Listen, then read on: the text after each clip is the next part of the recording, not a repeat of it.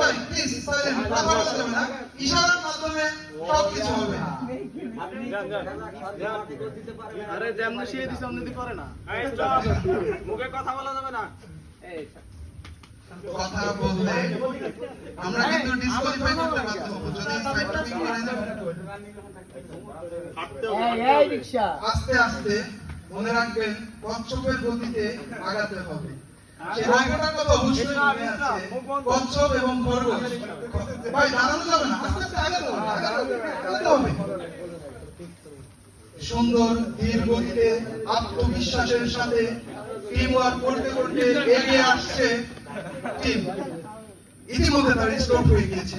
এই রুদ্ধশ্বাস পরিবেশ, এই রুদ্ধশ্বাস পরিবেশে কি হবে সেটাই সবার মাথায় ঘুরছে।